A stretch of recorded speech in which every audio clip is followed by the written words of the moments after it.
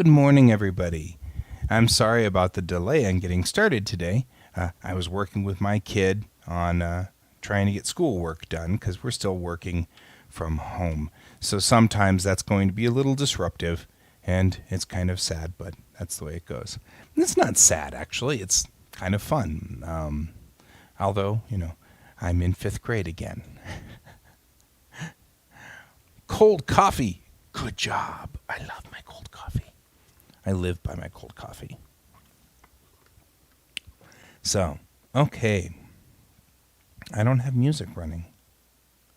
We're missing our music. Where's our music? Let's bring up the music.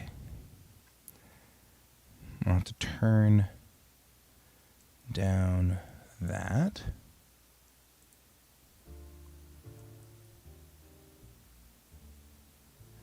Because we had it turned up so that we could listen to Troy yesterday.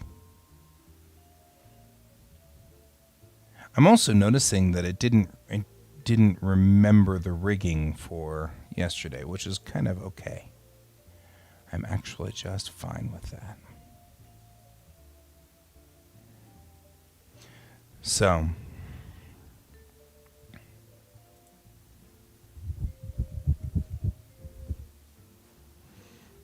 I have to relaunch everything. My computer reset last night. And I'm a little behind this morning, and I'm sorry.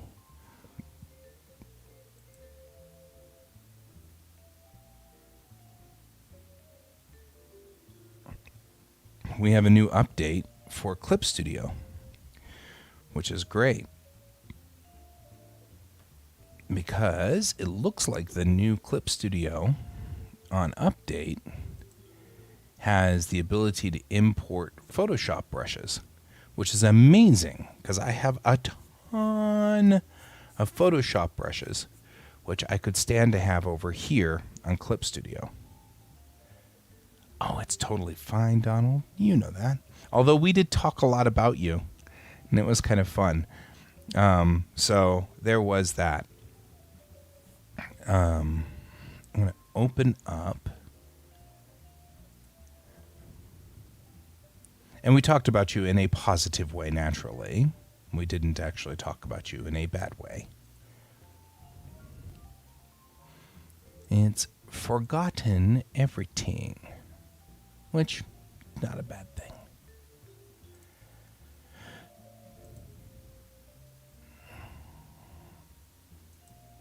No, the monitor does still have the inset, so I'll just remove that display capture. So it did remember. Oh, okay. Well, good. Good. You can help me with continuing on with where we were on the Kittiwake's internal arrangement. If you watched the show last night, then you probably already know about the fact that I've made this sky bridge section up here.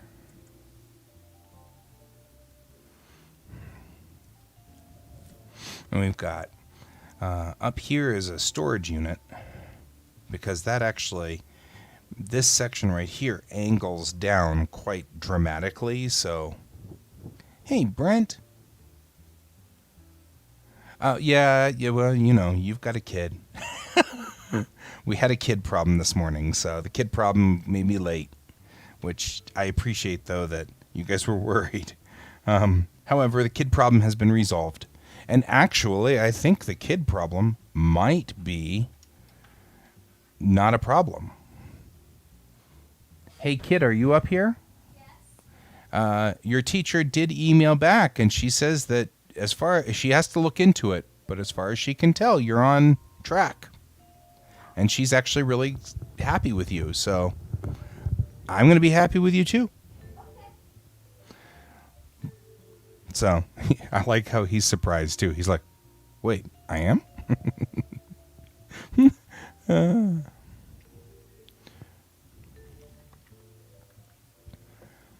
Oh, yes, the nativity orange. I think it's funny that Troy is working on a nativity scene, but I loved his yellow he was using for that camel. I know he is an excellent, excellent mini painter. So I know that that's going to be just fine when he's done with it. But for right now, boy, that was funny. I was like, wow. Yes, I will get a 3D printer. It's only a matter of time. Until then, though, I think I'll just have to suffice with sending this off to Brent and then having Brent print it and have him show me what the prints look like, because I think that's what I'll have to live with for a while. An SN8. So Brent's talking about SpaceX and their Starship program, which they are in the Kerbal phase of Starship testing right now. They are most definitely in the Kerbal phase. So there's that. All right. So Donald, my expert on Navy ships, we've got what I'm trying to kind of do here. Think about the layout of the Corvette should be very similar to like our submarines in the pre-nuke era. You know, the diesel subs. They are, as in they don't stay under for a long time. They just stay under for a while. So that was something that we were talking about yesterday, that Troy and I were talking about, was that the ship doesn't stay in atmosphere that often. So it doesn't dive regularly. So knowing that that's a thing, it's atmospheric stuff, though it has wings and things like that. It's designed to land on planets. For the most part, I'm still kind of doing the layout as if it's a spacecraft, because it's going to spend 75% of its life in space, 25% on planets. But it lands on planets, does its work, then goes back into space, and then spends weeks traveling to the next location in space. So it may be on a planet for, a few days, 5 days tops or whatever, before it takes off and goes somewhere else. So making it designed for the concept of being on a planet is really not as good as making it designed for space travel. So it's going to be mostly designed like the other ships in the fleet. That said, I need to make sure I've got all of the rooms figured out here that we need. Upstairs on this top deck, we've got all of these things like the CO's office, the import cabin, which I'm going to also make the sea cabin because it's close enough to the bridge that the captain can just come here, right? I mean, the only thing but really between the import cabin and the bridge is the XO's office and a wardroom.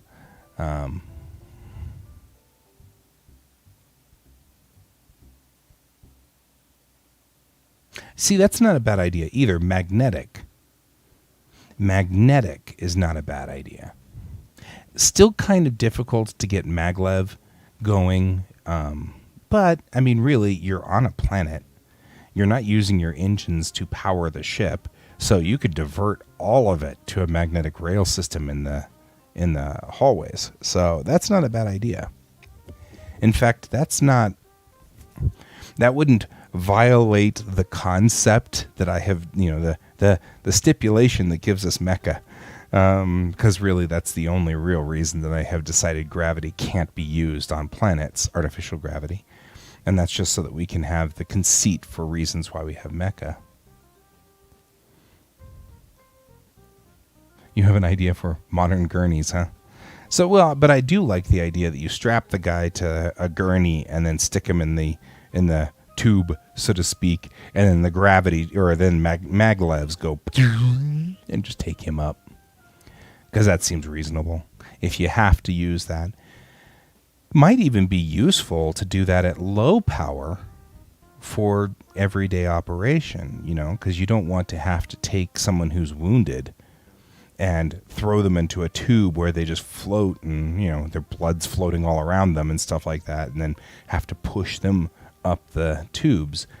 I think that, you'd have some kind of gurney wrap where you wrap them in some kind of metal blanket, and then you can put them into the tube, and clear the tube, and then make a hole.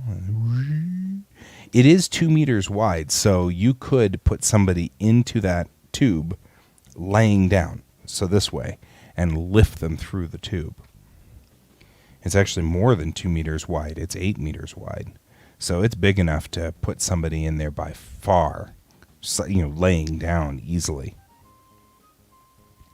So there's far more than enough room in there. So, okay. What is after the bridge? We have to have like a communications room. There has to be like a processing center, because it wouldn't be directly like a communications room, I wouldn't think. At this point in time, communications to communicate between stars would be like this much equipment or whatever. I mean, everything's going to get micro until you get to the point where your computers are effectively, really, honestly, this is a card holder holding gigabytes of data, many gigabytes of data, almost a terabyte on this one, thing. A sonar room. That's right, Brent. We've got that gravity sail. So that should be back there too. So let's put that in there, the gravity sonar room.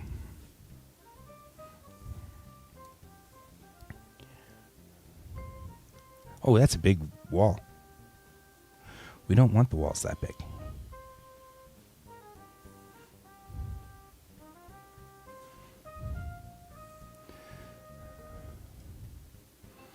All right. Yeah, the sensor room. Should we have something like stellar navigation? Like a big room for that? We got windows here, so this could be like a little lounge right here before we go into another room set over here. And this would be right here. Be another room. So we've got room for 2 more rooms and like a small lounge right here where windows are on either side so you can see out. Right? I mean,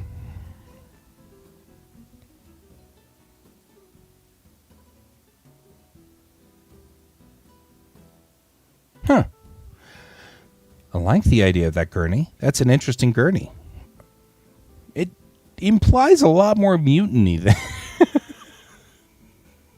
I'm just joking, but it's like, that's okay. Not saying you're wrong by any stretch. I'm just kind of, So,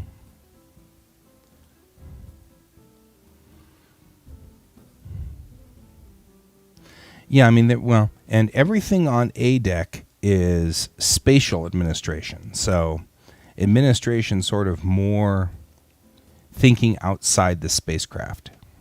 So, everything on B deck is going to be internal spacecraft operations, things like your mess halls and laundry and showers and, things like that. And where people who are in charge of the ship's operations would be. So that would be on B deck. But up here is sensors. I think that's a great idea. Sensors and navigation. So we'll put the sensor room here.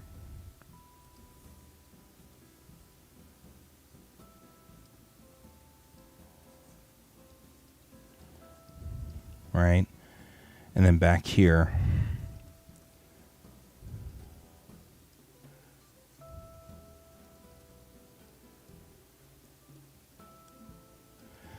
and because you need it, we'll put bathrooms here, restrooms.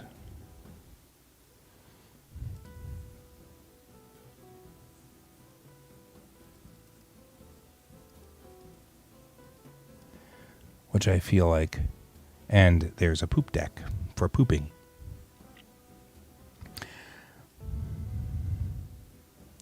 So we'll put in the details of these later, at some point in time, because I'll have to build rooms out of these for the comic. There will obviously be, characters that are talking in the sensor room and characters that are talking in the poop deck.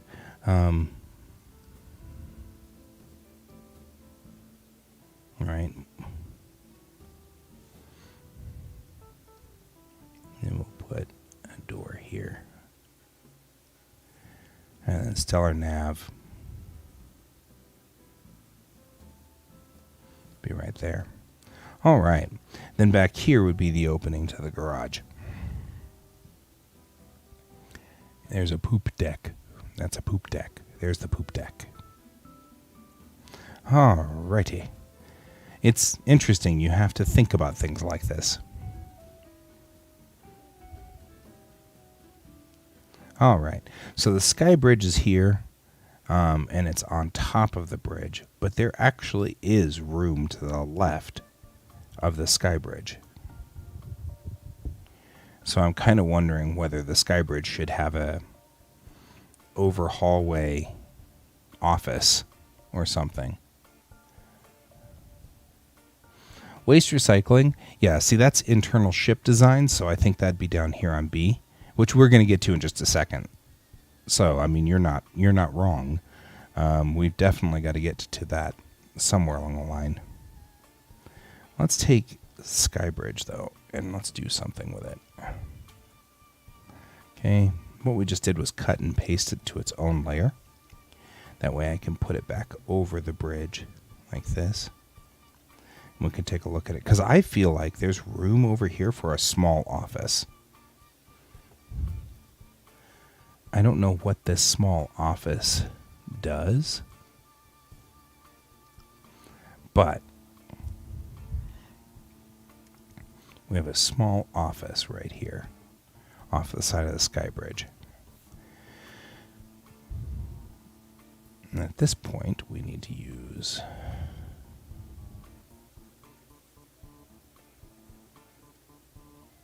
there.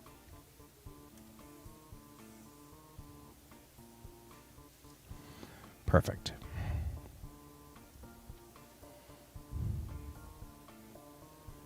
There we go. So, yeah, the brig's definitely not going to be up here on A deck. Safety department. Counseling office. Those sound like important offices.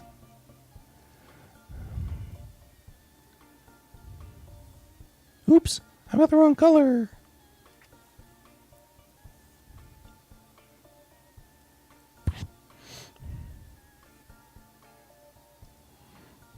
Right.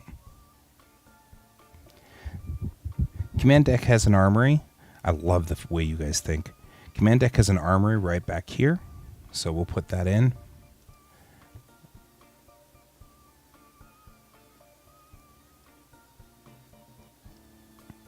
There. But it may not have a secondary armory. We may need a different armory. And I'm in agreement there.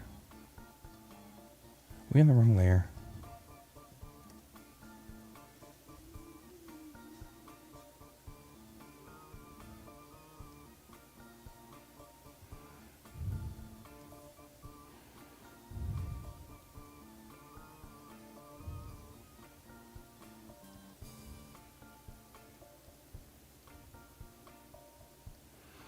Okay.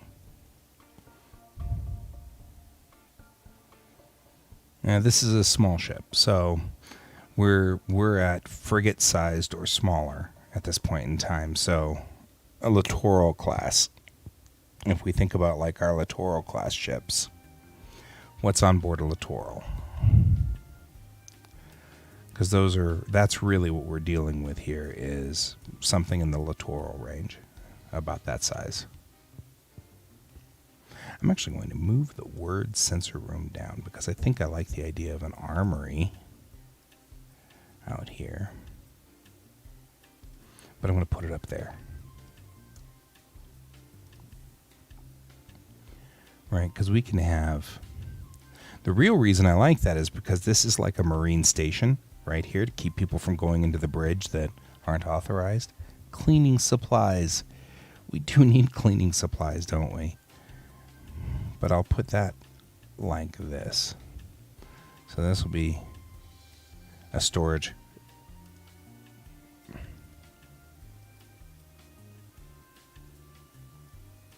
And this is armory.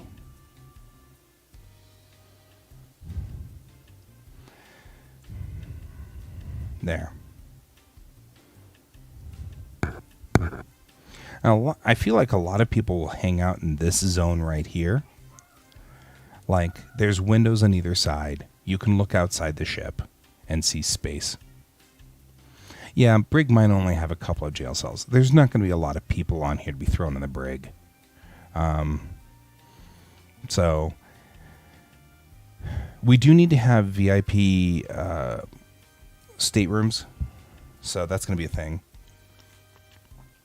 For story purposes, we need to have some kind of VIP staterooms. One of the things that would happen in the standard operation would be that your ship would land on planet A, and you've got to haul like 5 sailors to planet B because they're meeting up with their ship at planet B.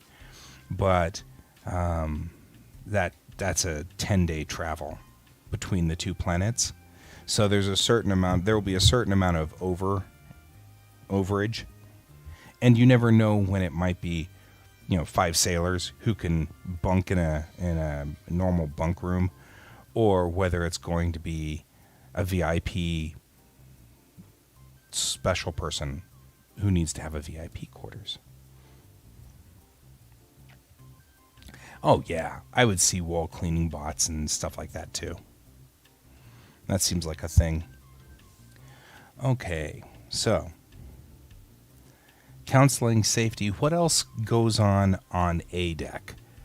This is all extra ship, so it's should be mostly outside the ship or critical for the command staff, specifically for the command staff. So we've got to kind of think about that.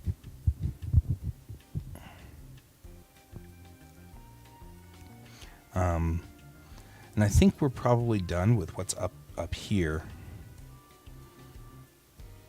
On, this is like a lounge.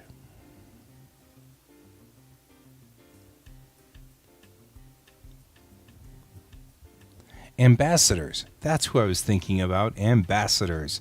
Thank you so much. Because that's exactly who it is the ambassadors. Okay. Let's go on down to B deck. B deck is all about the ship maintenance, operating the ship.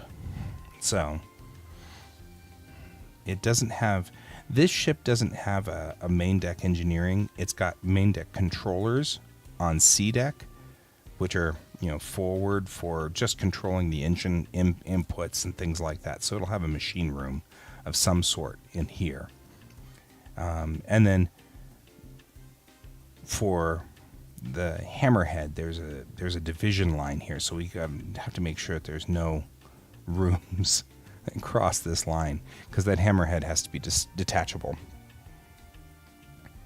And plausibly, we've got to kind of think about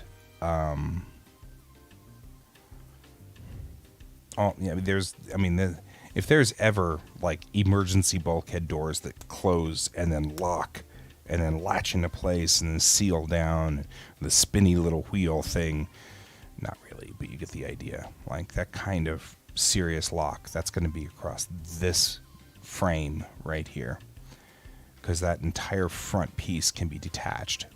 The runaway piece of the ship is always going to be the gravity control systems. And so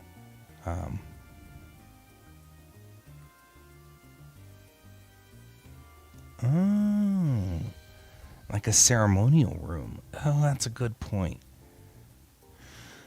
Because We didn't think about that when we built that garage, did we? We really didn't. It's not, and the way that there should be a reception room. Oh, that would be on the bottom deck. I think that's on D deck. That's down here.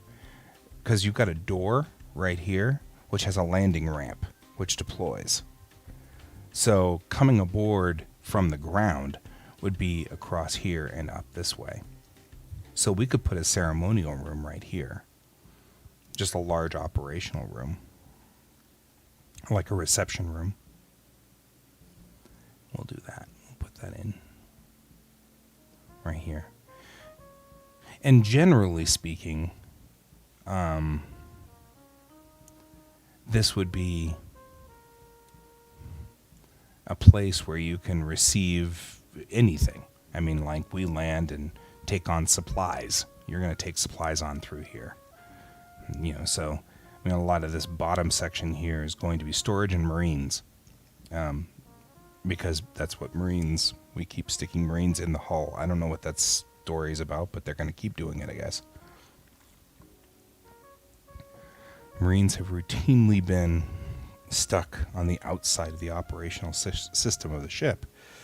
That's not intentional on my part. I don't want to do that necessarily. But the real reason, as much as I'm making snide jokes, the real reason you put your Marines down here is because, generally speaking, you don't use your Marines if we assume that everybody is being upstanding and nobody is actually needing to be hauled off to the brig, short of maybe fighting or whatever, then the Marines don't have much of a job until they land on a planet side, at which time you deploy them straight out this door.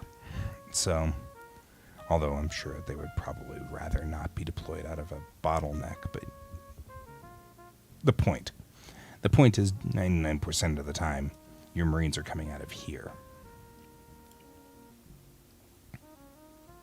I feel like I'm defending this position. I don't know why I'm defending this position.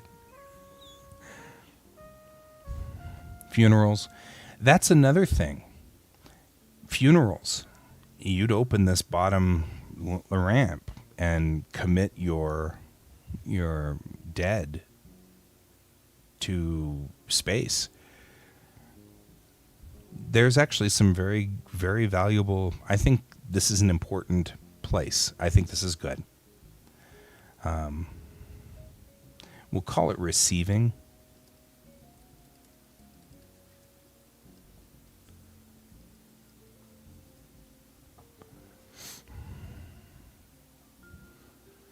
So, but it's also ceremonial.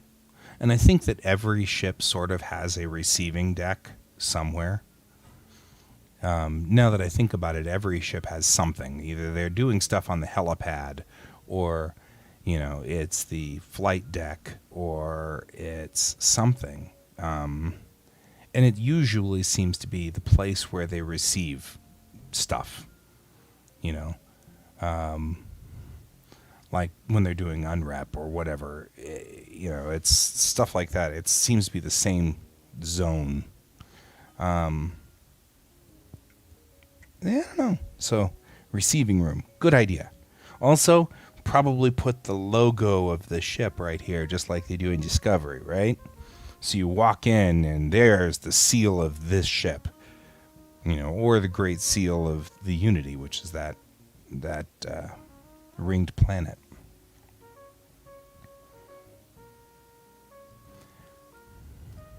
So then back here, we'd have a hallway, because you really do want to, in some way, make it difficult for people to bottleneck out the Marines. Or at least the Marines can hold a stand here if they need to, or here. Which I think that would be important. And since these would be Marine bunks, that would make some sense. I think the front half, though, should be a storage. Like some kind of forward storage.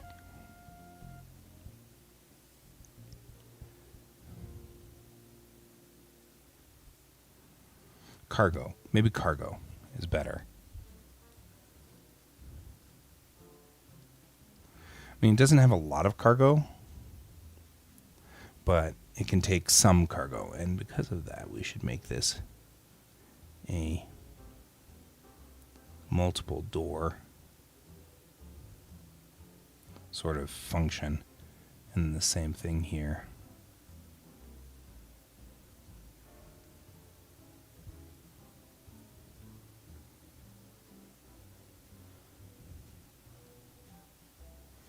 Yeah. And sadly, I mean, if you have a lot of casualties in a combat, you could probably store them in the cargo bay until the funerals can be arranged. I'm actually going to remove these doors and place them in so that it makes sense that this is like a sliding door. It's clear that those are doors that... big doors. Big bay doors.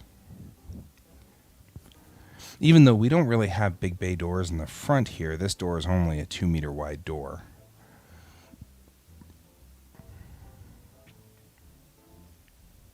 Right?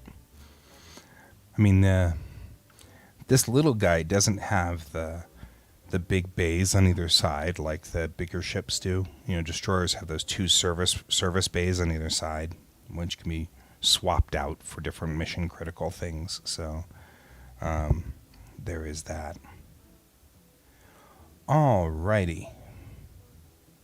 This question is for either one of you guys. How big are standard berths? If we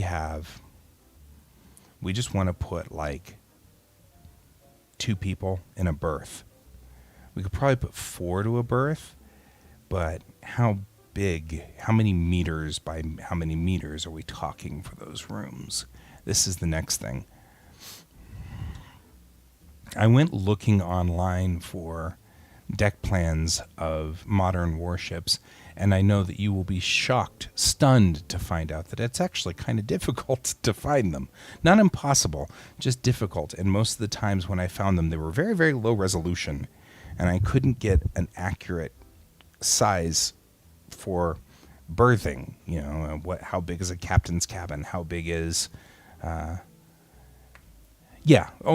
figuring that they're probably not just bunk beds, but like Murphy bunk beds. You know, they fold up against the wall so that you've got extra space in there to exercise a little or something. Because I absolutely think that there's going to be Murphy beds probably 3 high. You could probably have up to 6 people in one room, especially if you guys are cycling rotation. You know what I mean? Like, you've got 2 on. There would never be more than, in a normal 3-hour or three cycle rotation, there would never be more than 2 people in that room anyway. Right? Right? So that's the other thing, is the 5 high racks. Certainly. Does it ever get to the point? It's a good thing you guys are not claustrophobic. Oh my goodness. I've been on a handful of subs in my life, and they are so tiny and amazing. And I do not envy you. Lots of respect, man. Living on a sub. That's brutal. I just visited. I was just visiting, and I'm like, well, so I have a lot of respect for you guys who spent your time underwater. But we don't need to. I mean, I'm looking at the size of this ship, and you think the crew is still only about 50 tops. I mean, standard crew, not including our. And we probably don't even really need 50. So it's probably 50 with our Marines. And I'm thinking that as we get further and further down the road in technology, we're not going to really have the need for 1 million people. We don't need, I mean, even modern ships today have half the crews that they used to have because you don't need people running the rigging and you don't need people, but that's going to be some of the stuff we've got to think about. We've got to have machinists and we've got to have fabricators on board because you've got weeks out there. So there's got to be fabrication facilities, and I'm wondering if that's up on B deck. Should we have the fabrication facilities up on B deck? That might be a thing. And if so, we might want a transport corridor between B and C deck.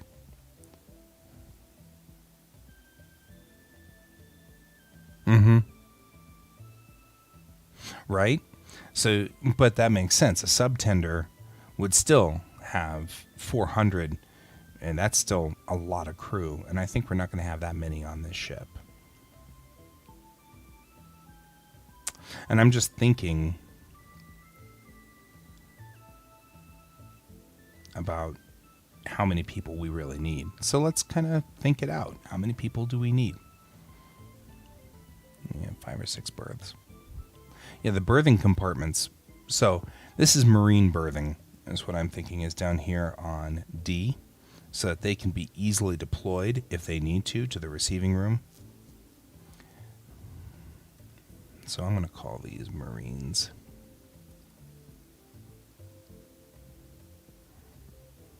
Down here.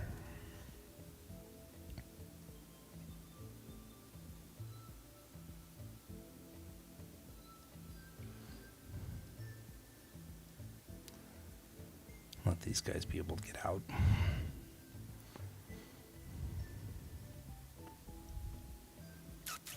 There isn't an engine room direct. But yeah, I mean, there's like a machine room. Because the engines are on pontoons. There's corridors, or I guess what Trekkies would call Jeffries tubes, that go out the sides from here on C. But you think fab and maintenance should be on the same deck as the engineering room. That makes me wonder, should I rethink B deck? Because here's the garage out on C deck, right? And if we were to put engineering right here-ish, which runs the lines out to both the wings, to the engines and the pontoons, then maybe we should put put all of the ship operations on C deck. And that would put crew quarters, and crew maintenance on B deck, which would make some sense. What do we think, guys? Does that seem like a more reasonable thing?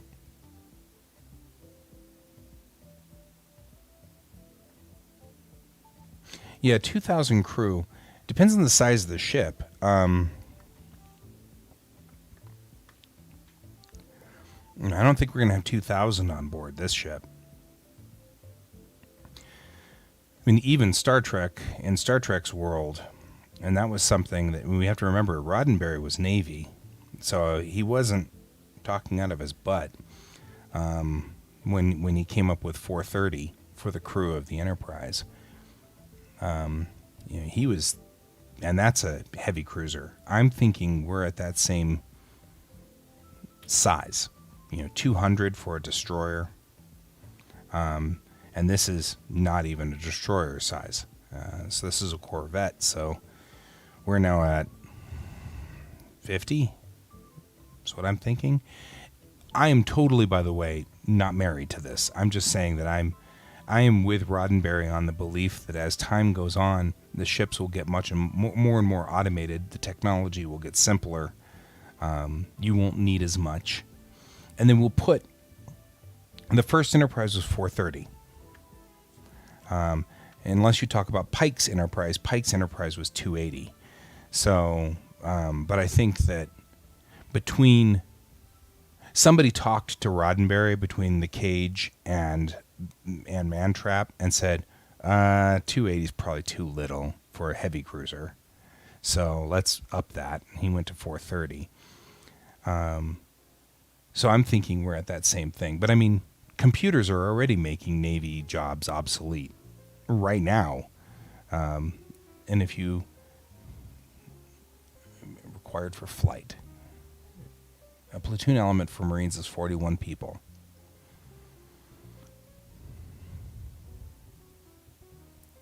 Right, because you would have to have all of your administration for those Marines too. Not just the guys who are out there with the guns and the shooty things. You're going to need people to maintain that platoon. That's a good solid point. But that puts a lot of people on board a ship that probably needs 10 guns at any given moment. You know what I mean? I feel like okay, so let's talk about like overview of the story. What does the Corvette do? The Corvette's taking over the Tamerlane's position in my original story, and the Tamerlane was effectively a police cruiser, a police cutter.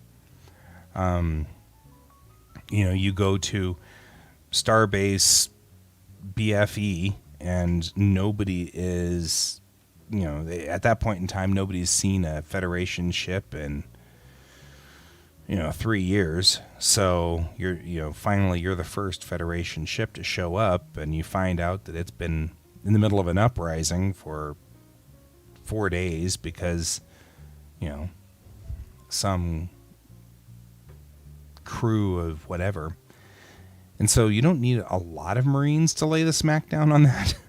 I mean, it's not like you're storming a beach.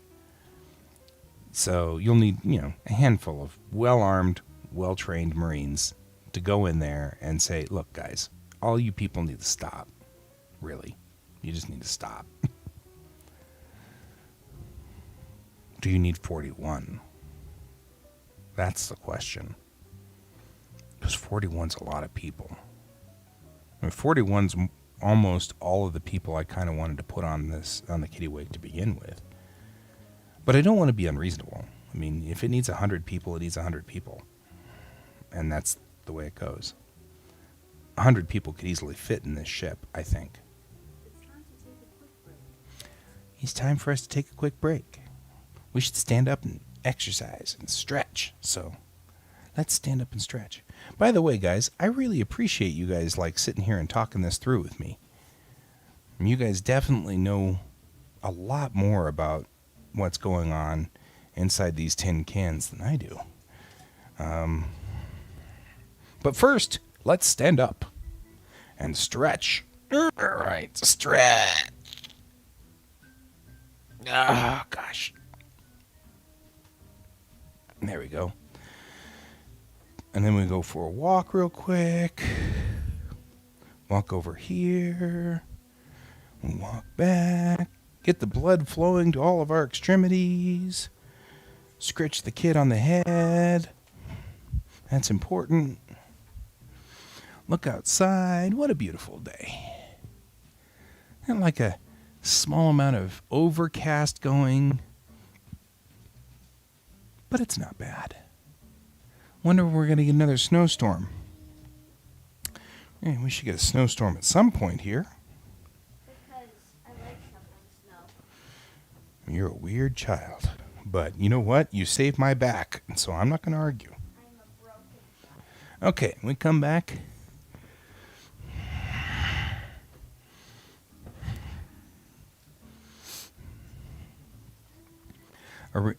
So a reinforced squad, about 15 Marines. Would that be, if you think that that's a detachment? So if we talk about a detachment, like they're going to be permanently detached from their platoon all the time. Snow in the next day or two, huh? Cool.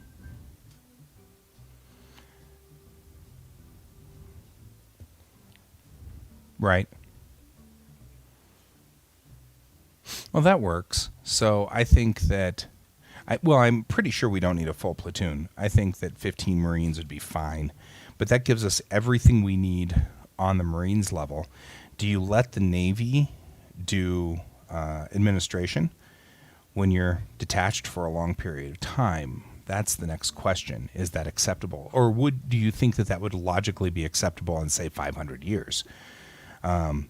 I mean, as in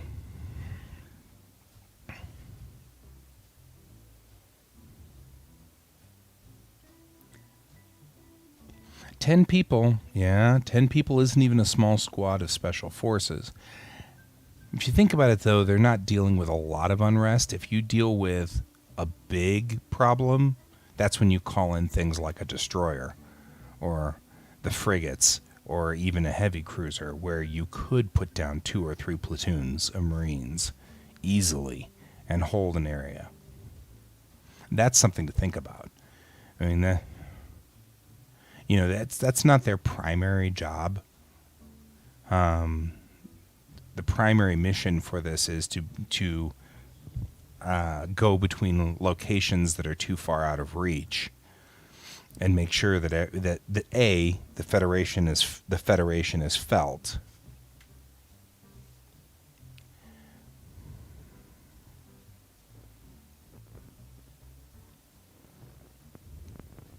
Yeah, I see that. A platoon in the Navy, 80 people. I think it's fascinating that a platoon is a different size each group. Let's get back on the monitor here. Okay.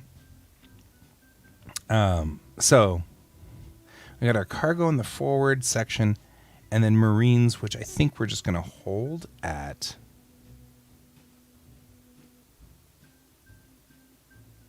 I like. Yeah, they'd have the Marines often operate independently as far as like internal disciplinary actions and things like that. They run outside of that. Now, and then we could probably put 15. I'll put 15 in for right now. And then we will adjust as we need. Okay, so Lieutenant Commander is in charge of this ship. She's got the lowest plausible command rank that we could have, because we want to go through her life and career and everything like that. And this is a small ship. It's very, very small. It's smaller than a frigate. So she's a Lieutenant Commander. What would be the rank of the leader of our Marines? Where would we be? Because we wouldn't want to put a captain in there or a major. That would outrank the CO of the ship.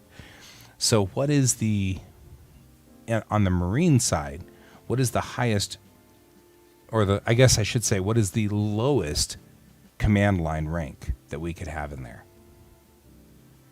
for our Marines? Because if they're high enough rank that they outrank the CO, they're going to move them up to a destroyer or move them to a different ship, get them out of there, because you don't want that conflict in command. So that's our next thought.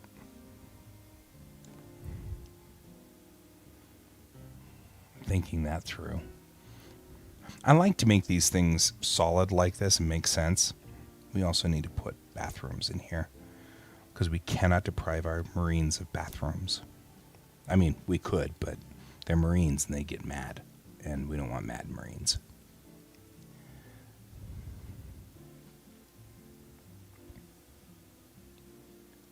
There we go.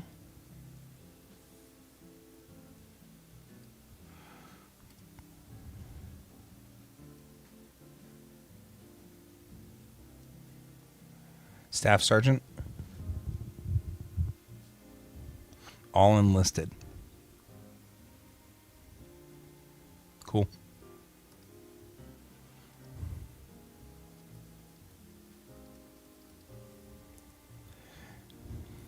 Okay. That would make sense.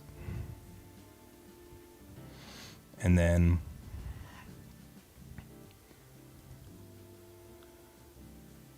if they're all enlisted, this will be restrooms,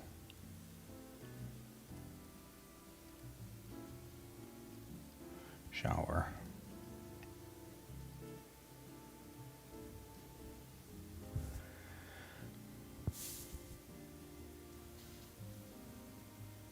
The next question.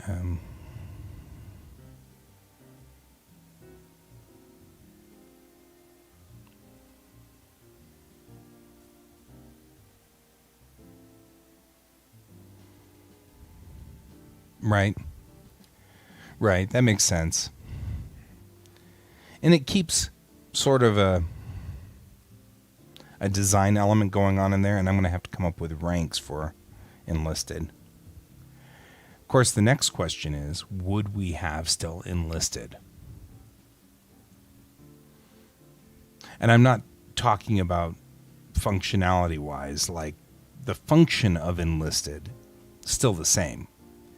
But would we have, and just kind of work with me on this one here, the idea that you just have, let's just say, pull a number out of the hat, 10 levels of rank in the military, and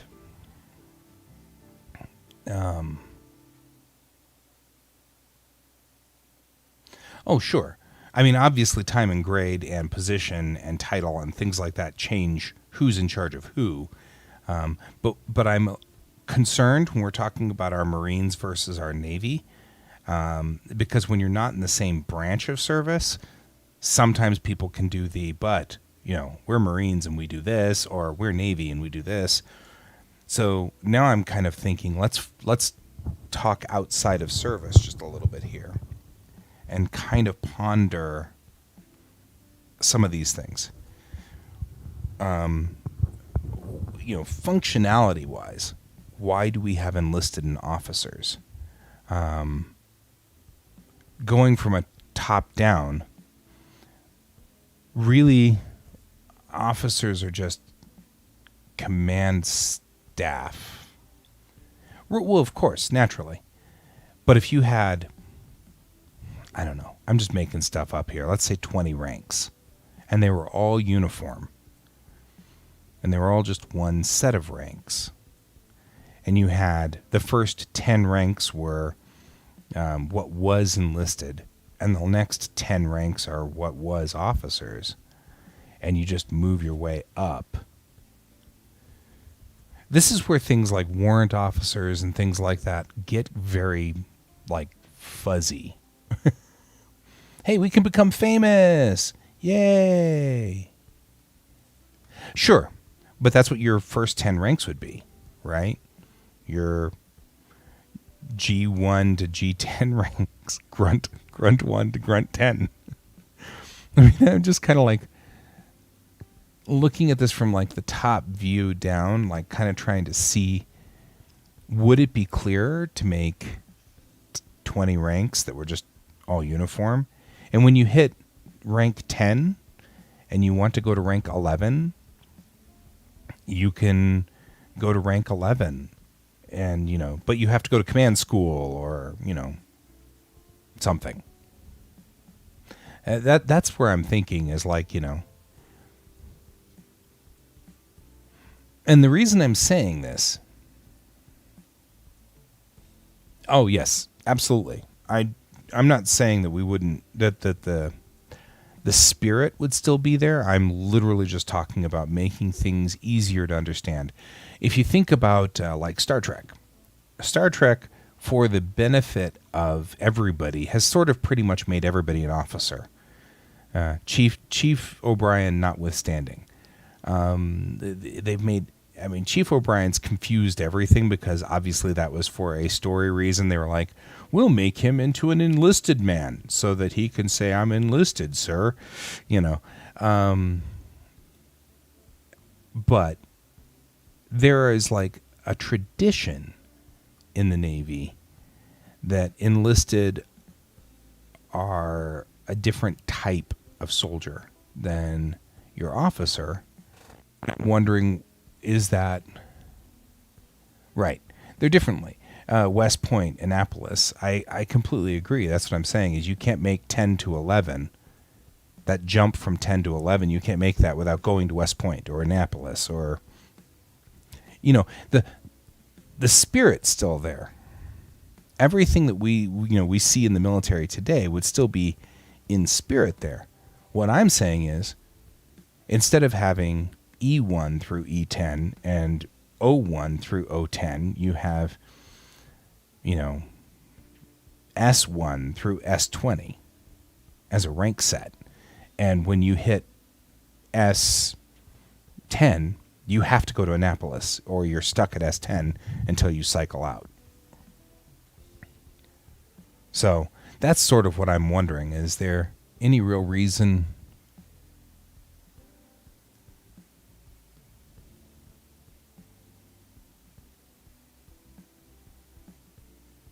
Right. That's what I was saying about warrant officers.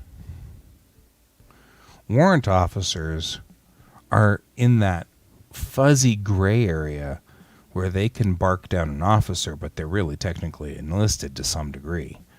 As far as like being in a different social strata, like you were talking about, you're living in this different social strata because you're living effectively as enlisted, but you're able to take that green butter bar and yell at him because he's an idiot, and just because he came out of West Point doesn't necessarily mean he knows what he's doing.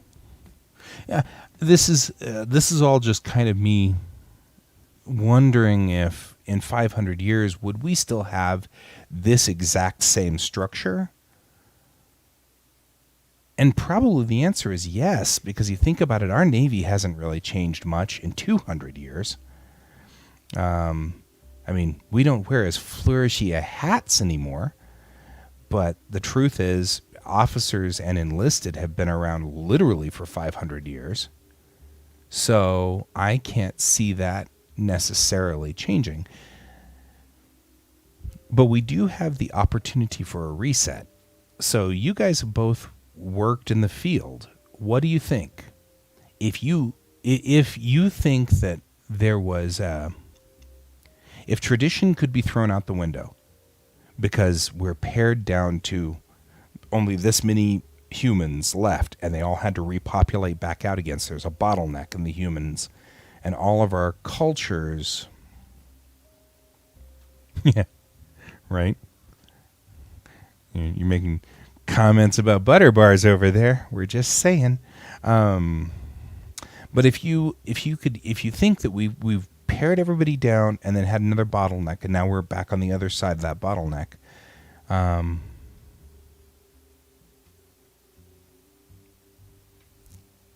right. I mean, Donald's saying exactly what I'm saying here, which is, for the sake of not being confusing, you could have top half and bottom half, and it's still officers and enlisted. We're just calling it top half and bottom half, or something. You know what I mean? Like, a phraseology is different. You still have all the same procedures, because I do think you're going to have somebody who cleans latrines. I mean, there's always going to be the need for somebody to clean latrines, right? Oh, you've got to go move your car. That's right. Go move your car. We'll still be here. You've got 45 minutes, and Brent and I are probably going to be still discussing this and kind of working through all the pieces. But, I mean, that's what I'm thinking here is you'd still need somebody to clean the latrines. Those would be your S1s, right? Those are privates. That's what they do. You just always send the privates out to do that. And so, the private first class and stuff like that, you'd still be promoted up, and hey, congratulations, you didn't, die in basic training. Welcome to private first class. There you go. But you still have to clean the latrines, and that's still an S2 or whatever you want to call it. Service 2, whatever we want to go through. And I agree with, like S7 through S10 could be like the sergeants or the chiefs in the Navy. Usually you decide to stay S7, or, there could be like a weird bypass. It's not like the military doesn't have strange rules for, this, that, and the other thing. You still think so? is that cultural? Because, I mean, I'm willing to let the culture stay. I mean, like, if you think the culture would hold through a bottleneck and through a change in society and cultures and stuff like that, if you think that culture is significant enough to stay, then I'm willing to keep it. I just,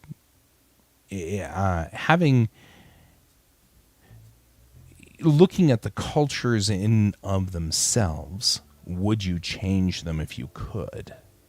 And would it help? Would it be beneficial to a ship's operation to not have the two cultures?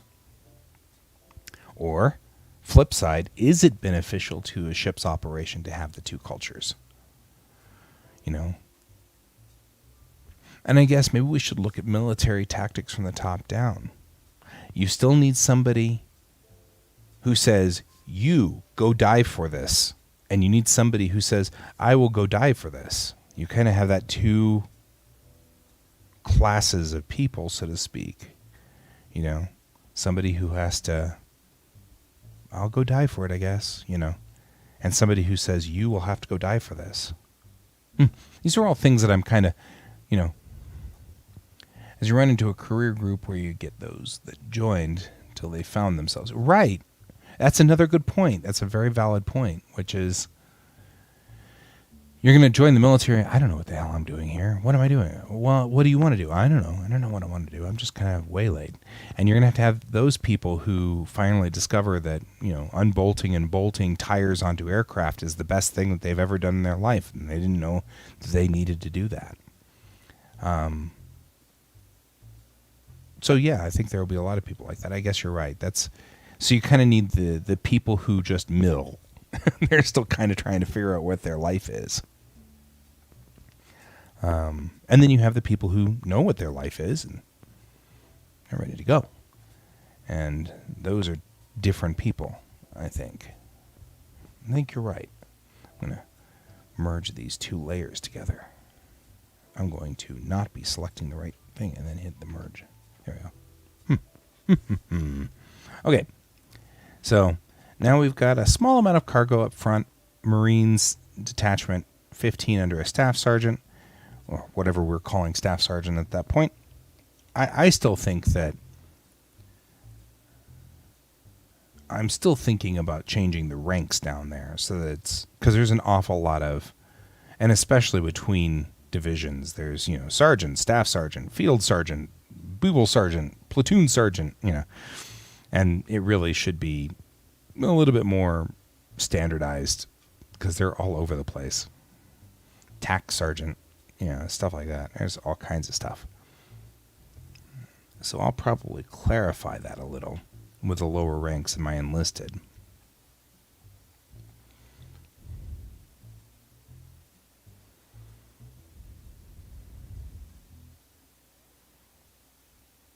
Right.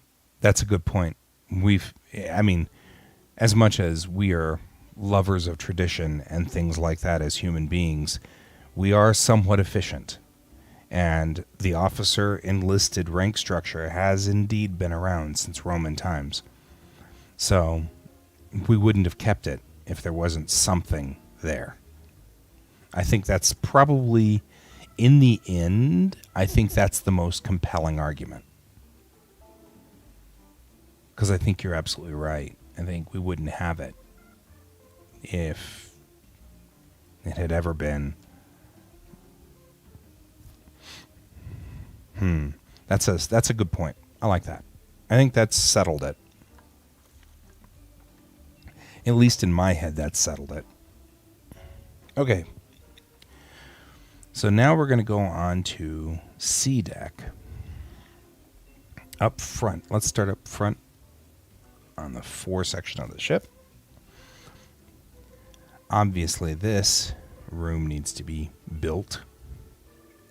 This is our forward pilot house, auxiliary helm, things like that. Moving aft to right here to this frame, this is gravity control. Right here. And I think I'll just put it all to one side. And so we will.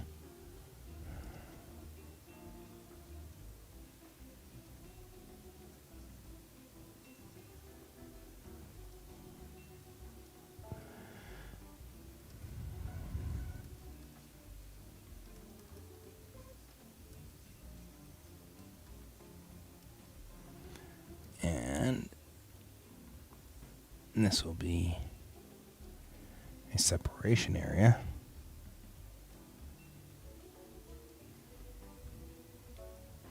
Now to come up with a rank structure. I just want it to be cleaner. That's all. I mean, officers are relatively clean. It's a little funky if you're trying to deal with Army, say, versus Navy, because you've got captains in two different locations. Navy versus Marines. Things like that. And I kind of get that. Actually. But enlisted is very confusing. I think everybody by this point will all be the same ranks.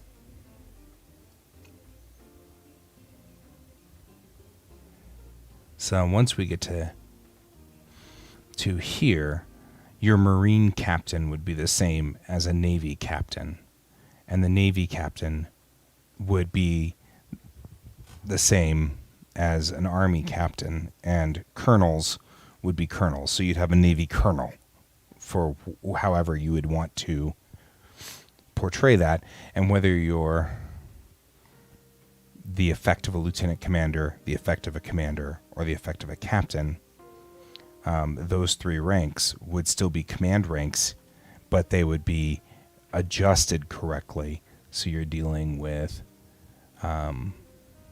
captains and majors and colonels, or lieutenant colonels, I guess, or maybe majors, lieutenant colonels, and colonels. But they'd still be the captain if they were the ship's captain, as tradition with the Navy. Per tradition with the Navy, the captain of the ship is always a captain. But that's another one of those where I'm unsure whether we've had enough changes in our culture and design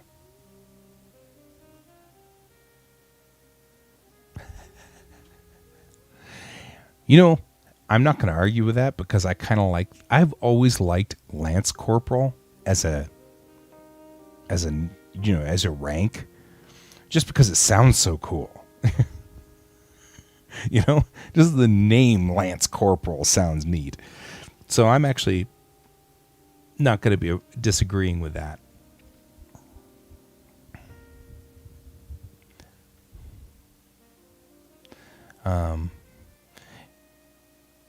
Yeah, that's what I'm saying. The Navy is all borked because their captain is really a colonel, and that's just weird.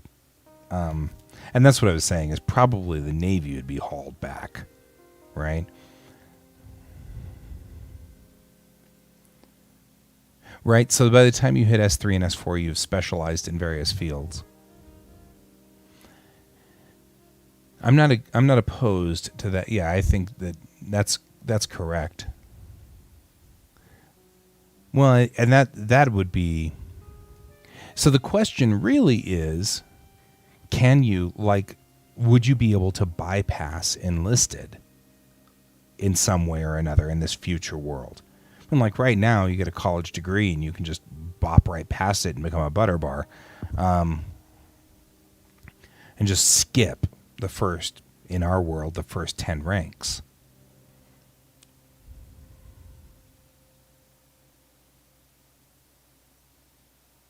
To me, it's easier as well with the Marines. You're like, I'm up for a fight now. That's cool. Yeah,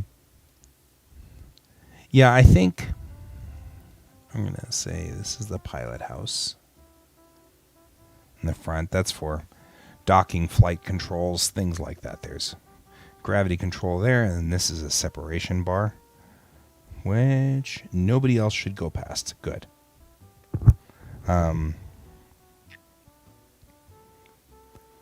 Well, that's what I'm saying. Would we still do that here? Or would we say that you guys all have to be enlisted for a certain amount of time before you can move up to officer? Like, you can't skip to S11 until you've gotten to S5, let's just say. But at S5, you can take the officer training program, and skip from 5 to 11.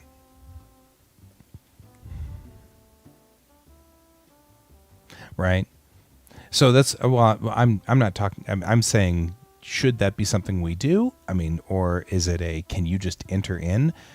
Doctors are a great example of this. Medical doctors, when enlist in not just at like lieutenant, they enlist in way up. They're like 03 when they come in, so they move in quick because their MD gives them like a lot of boost. So would we have that kind of bypass,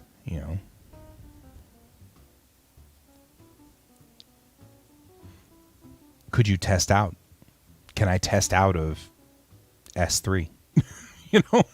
I'm an S3, but I want to test out of it, so I'm going to go and take my I know the ship really well test, or something. I mean, I kind of think about like the way that belts work in martial arts. The real way that belts work in martial arts, not the way that America kind of has wandered off with it. But you end up with the EQ through QQ. It's an ambulance. That's a Japanese joke. But I mean, you think about that. You've got first Q all the way through to ninth Q. And those are before you get to black belt. So that'd be what we all do just to learn the ropes, learn how to do the techniques properly, learn how to, throw people correctly, that kind of stuff. And then you end up with first Dan or Shodan, which is first degree black belt. And that's when you start your life and career in martial arts. So here we kind of mangle that, but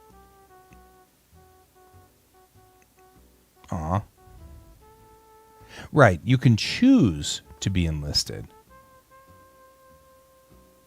A PhD who's enlisted, that's kind of cool. Makes me think, fun story to discuss about, wouldn't it now? But the when I think about like the belt system in Japan, you had the first 10 belts that weren't belts. They were just ranks. Then you hit black belt, and a black belt meant that you finally were proficient.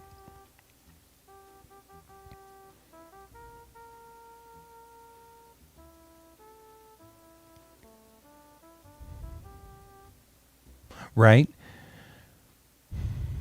And that's the thing about warrant officers. That's another good point.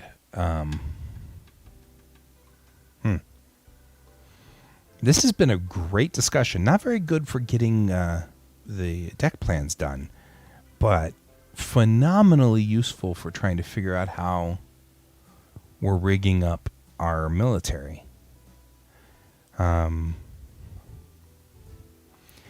So, yeah, actually, I was kind of thinking that, in a way, enlisted's kind of like the Q set.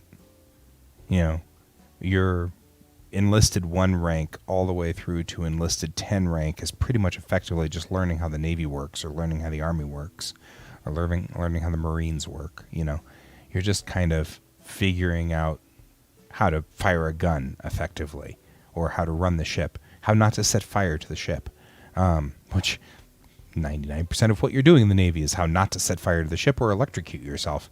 Because electrocution is such a great thing to have happen on a ship, and that's where most accidents happen. So you think about, you've got like a good portion. That was cool.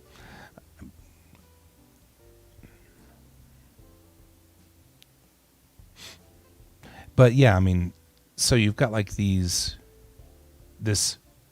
field of operations. It's pretty much just we're spending all of our time learning how to not electrocute ourselves on the ship.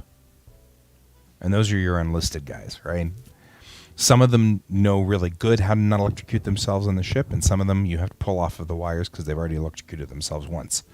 So you've got kind of the system. Once you've hit a point where you know now how to operate the ship, you get to a point where your knowledge is, this is what actually Donald is bringing up what I'm sort of feeling like I have a problem with. You end up with a warrant officer whose expertise outstrips the line officers, right? And it's not respected. And that's where I feel like that could be cleaned up. That juncture right there could be cleaned up. But then you think about the two cultures that Brent was talking about.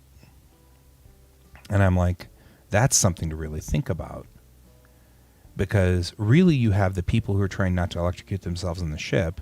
Then you have the people who are thinking about how to kill other people in a tactical way. And I think that's the delineating line, right? We were talking about this before. Right? Yes, I know that E9 and E10 is really, really high up there.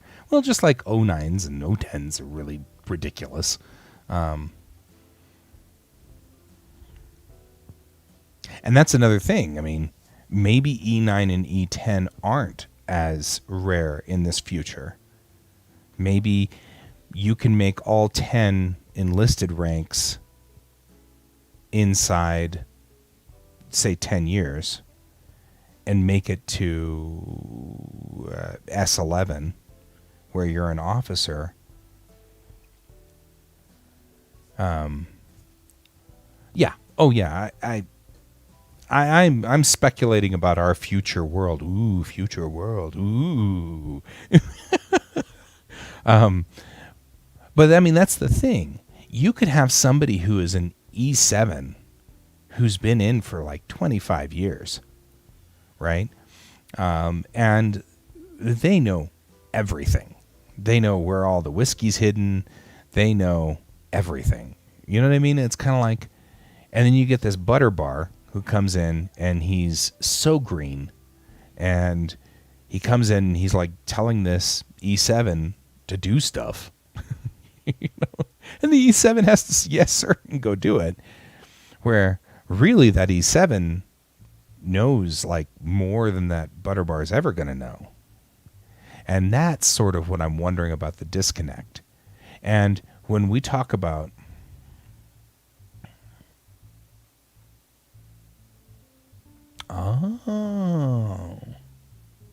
Brent's saying that you need a bottleneck to weed out the I'm here for the paycheck and those that are I'm here because I love what I do.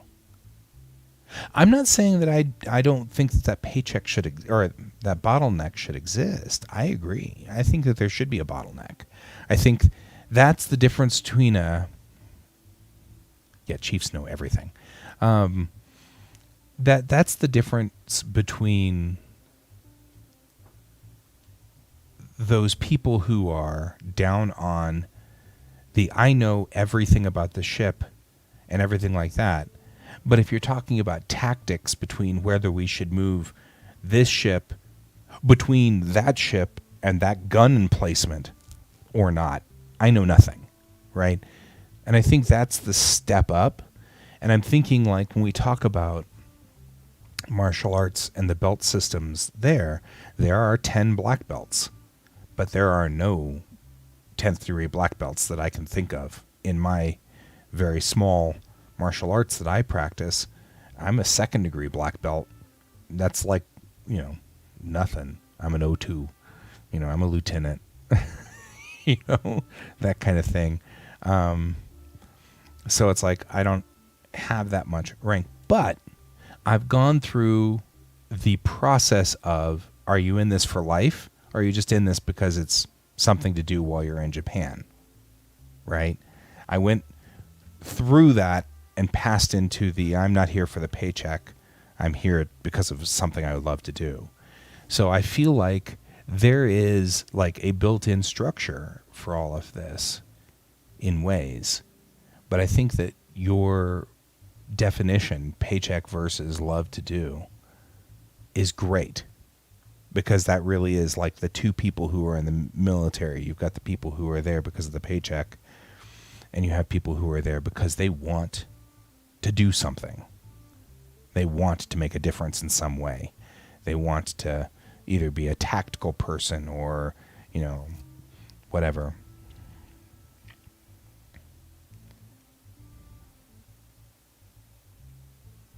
Right.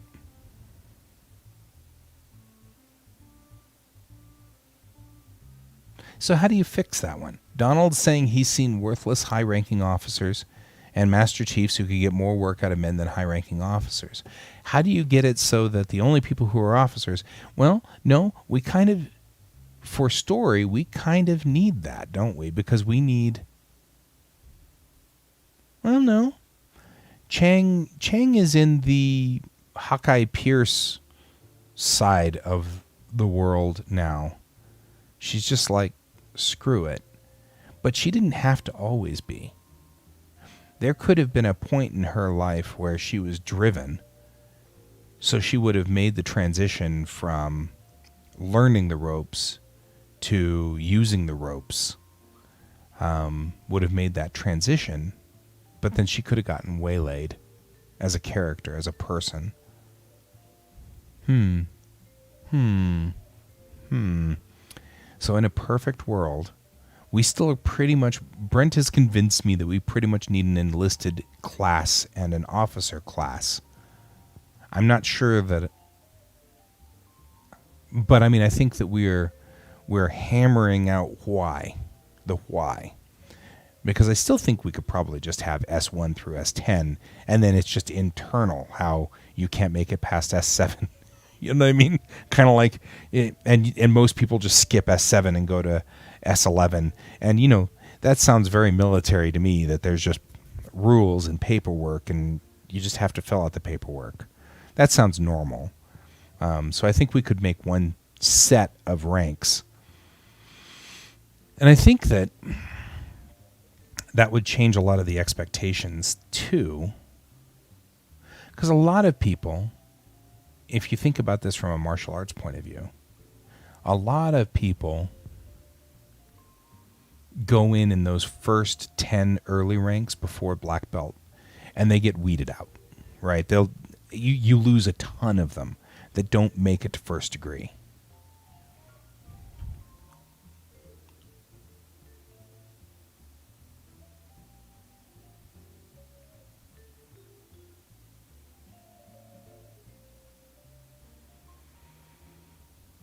Yeah.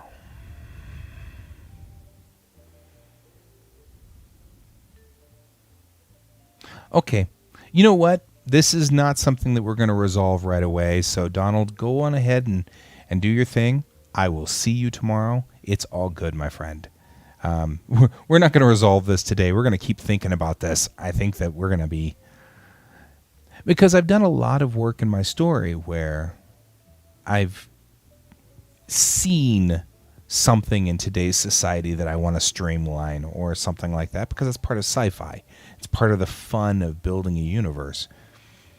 But this is one of those places where I have to defer to the people who were in the field.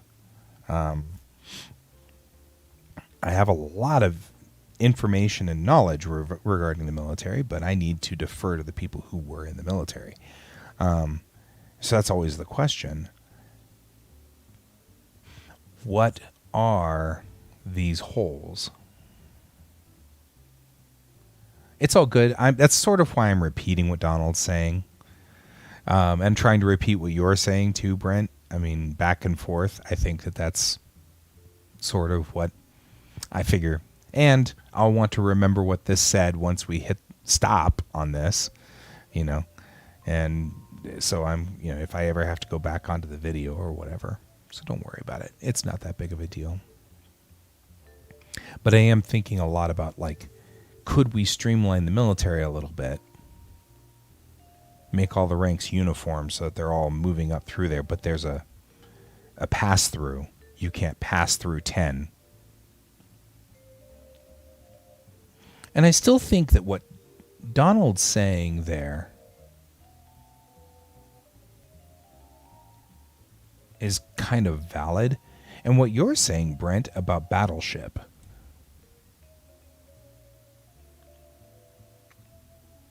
Because if there's ever a way to bypass, then you're going to end up with newbies that are really high ranked, right? I mean, if you absolutely, if I can get a college degree and get a PhD and then instantly be commissioned as a rank S12, let's just say, and I skip the bottom 11 ranks. Looking at this from a martial arts point of view, that'd be like getting a second degree black belt without ever working on it. And the Japanese would never let you pull that off. You're not allowed to ever start as a black belt. That's really culturally bad. So maybe it doesn't matter. You can get a college degree all you want. You still have to be an S1 at least. And you can make it to S7 and then hop to S11. But you've got to start at S1. It might make it easier to get promotions in the enlisted side, though, which might not be a bad thing. I mean, if you know how to tie your shoes, you make it to S2. You know what I mean? But you get to the point where at S5 or S6, you know not to electrocute yourself on the ship. You know how to load torpedoes. You know how to load missiles. And you know how to repair the mazer widgets in the front so that the mazers work. So, I mean, I kind of feel like there could be sort of...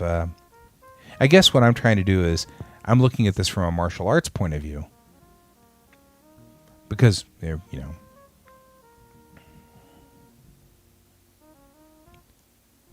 Yep, that's what I'm thinking too. I really am thinking that I need to spend a day thinking out the military ranks. And I'm kind of doing that with you right now. I mean, you guys are kind of hammering it out with me, which I really appreciate. But I think you're right. I think we need to...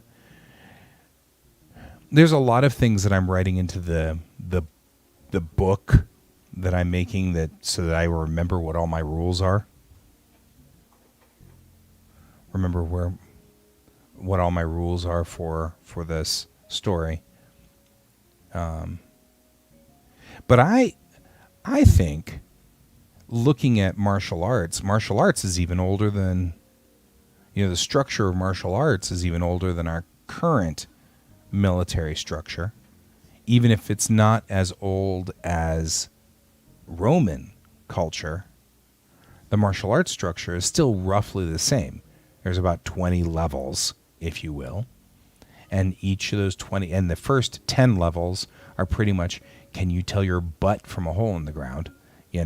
Trying to keep it PC, for PG-13 here. So, I mean, I guess there would be the first 10 ranks. You're pretty much learning the ropes. But I'm trying to kind of quantify what is the alignment difference that we're looking for between enlisted and officer ranks in the culture standard. And I think that what we're looking at is officers are usually people who are lifers to some degree. Maybe not all of them, but certainly lifers. In this instance, for this story in this world, they would want to be lifers because those are the people who are likely to stay in more than their 10-year allotment for lightspeed travel. So you lose time traveling anywhere under light speed, not in sail in hyperspace, but in real time. And so if you're an officer, you're pretty much thinking you're probably going to be lifer, maybe not entirely, but that'll be semi-expected of the upper officers, certainly. Maybe not the lower officers. If you're enlisted, you're cycling through, and you've got your 10 years allotment, and then you're out, and you don't have to worry about it. It's all cool. And that could be 3 weeks, depending on what happens, out there. Your 10-year allotment could be burned up in 3 weeks. I'm sure that there have been a couple of S1s or S2s that were cycled out with their 10 years out, And not because of their behavior, but because time dilation sucks.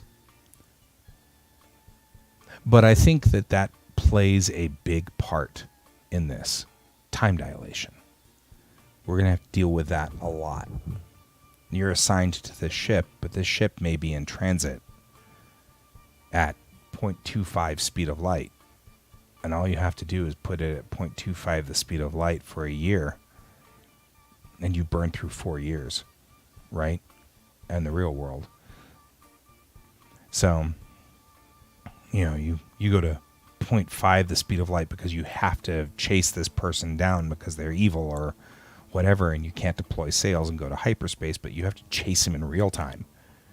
Then, you're at 0.5 the speed of light. Everybody on board right now, it's exponential. Everybody on board is burning through something like a month's worth of time every second. Then it starts to become a real problem. They're going to come back, and it's been 15 years since they left, and they just chased this one guy down. That's all they did. So we're going to have to deal with that as a factor of really changing the environment in here, because the culture is going to be such that some ships, and by the way, I'm just talking all this out. Feel free to interrupt me at any time. I'm just thinking out loud. But I feel like some ships would be burning through, they'd accidentally burn through a lot of their crew,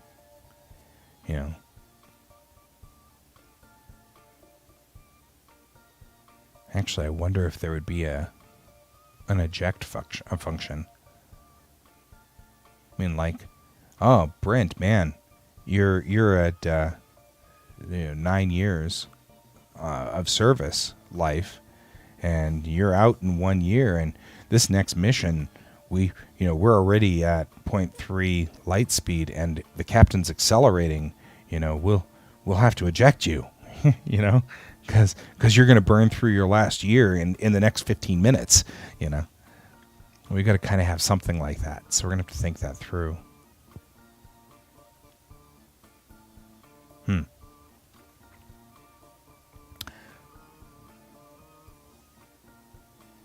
I was about to say that frame is actually right here. There. That's that frame. Anyway, yeah, something to think about. And that's actually what I've been kind of pondering as well. Like, how do you deal with, there will be a different culture. But I think that the delineating line in the culture will be those who are here for a paycheck and those who are here because they love it. Or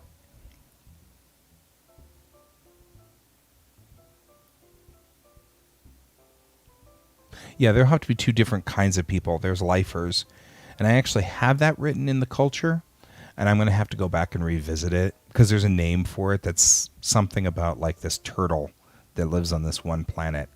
It's not really a turtle, but it dedicates itself to building caves for the rest of its life, or whatever. So there's a creature that they call people who dedicated in for life those things. That's people who don't have family back home. They don't have anybody to really go back to. They don't really care, that kind of stuff. And I think that those are a different class of people. The question is, do you have enlisted that are ever on that class?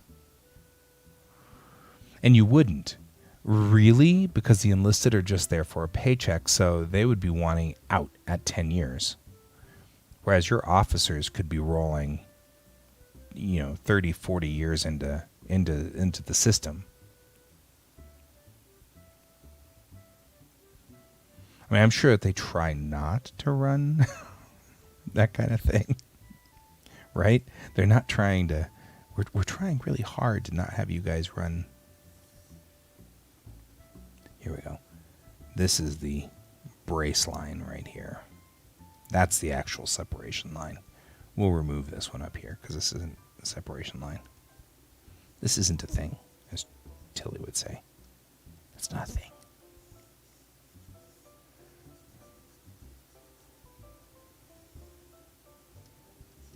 There we go. Yeah, you could have an orphan group like that. And maybe that's what they're called, is orphans. The orphaned folk are the ones who... This will be a gravity control room, and I'll actually pull it all the way down to here. And then we'll have this room be electrical control, things like that.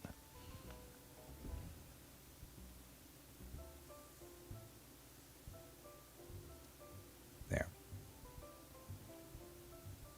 Much better.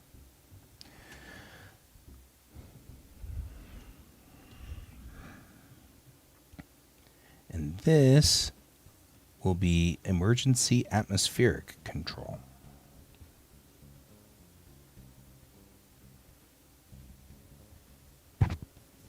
And actually, let's do...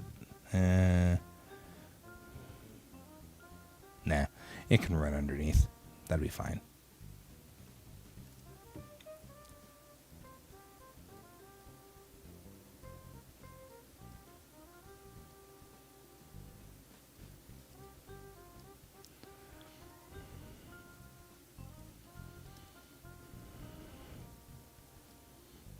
Electrical. Okay. Armory. There. So, this emergency room has atmosphere and everything like that, so that when you separate the front of the ship, it can still hold.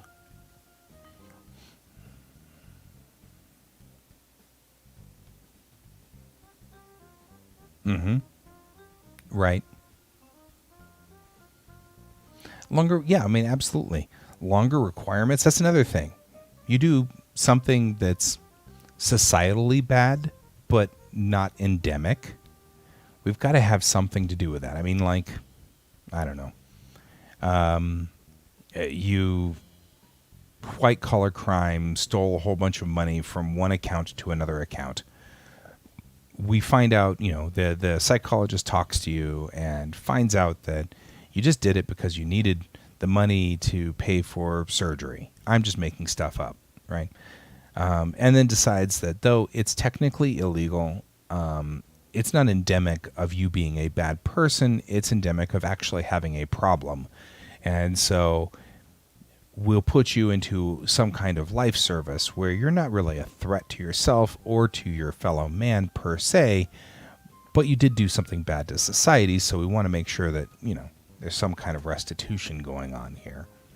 And I think that would be interesting too.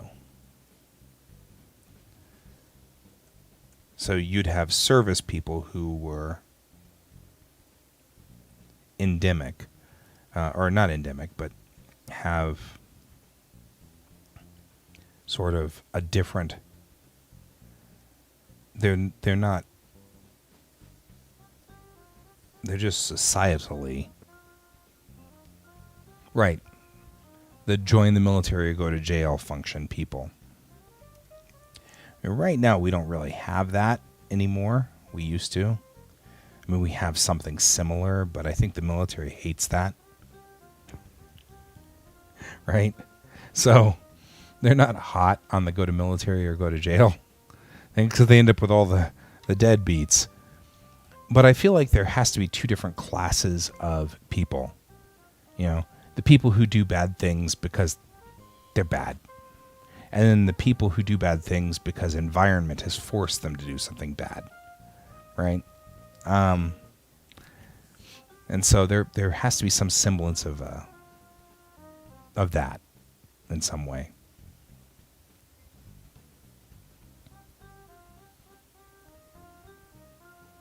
I think it's interesting looking. So we're gaming tonight. I believe we're gaming tonight, trying to figure out what happened to the Marine detachment, and with Richard. I think that's tonight's game. Richard and Nate trying to figure out what to do about the Nelcav, since you guys all abandoned them. I know you didn't do that on purpose, but so I think that's what we're doing tonight. So there's that. So that's where we are. And I think we're down to about 1 minute left on the show, and that's good because I think I've run out of things to say. So thank you very much, Brent, and thank you, Donald, if you watch this on repeat. I really appreciate both of you guys helping me on this one, helping me sort of pin it down. And I think that Brent's right. I think what I'm going to end up doing here is this afternoon I'm going to start thinking really hard on what's going on with the military. So how does the military structure work in this future world? Marcus gets left behind. We're just so sorry, man. We're sorry. You're stuck in the mirror universe. Stuck there forever. Like the original Superman movies in the Phantom Zone. You're just saying,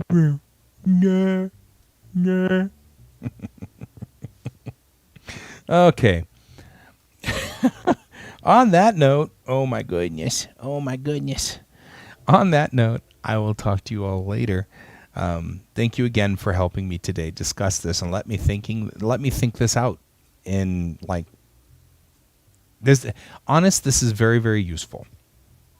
I mean, if nothing else, someday I may make a role-playing game in this universe. So, okay, cool.